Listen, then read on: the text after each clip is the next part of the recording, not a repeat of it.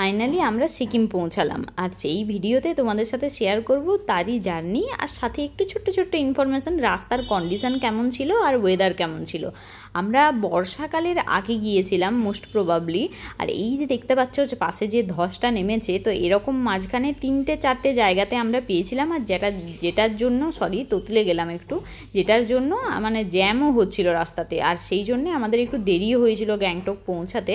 তো চারপাশের পরিবেশটা এত ভালো লাগছিল, মানে এর আগে আমরা অনেকবার এসেছি পাহাড়, পুজোর সময় আকাশটা যেরকম সুন্দর ছিল, বর্ষাকালেও আকাশ কিন্তু সেরকমই সুন্দর লাগে। তো এইবার আমরা যাচ্ছি প্রথমবার সিকিম, আর এই ব্রিজের থেকে চারদিকের পরিবেশটা একবার শুধু জাস্ট দেখো, মানে মন্ত্রমুগ্ধ করা হয় না একটা ওয়েদার, সেরকম একটা লাগছে। মানে খুব আনন্দও হচ্ছিল, আবার একটু কষ্ট হচ্ছিল রোদের জন্য, কিন্তু এই রোদের মধ্যে আকাশটা দেখার যে একটা মজা, সেটা কিন্তু এরকমভাবে রাইড না করলে বোঝা যায় না, তাই না? তো চলো মিনি ব্লগটা এখানে শেষ করলাম।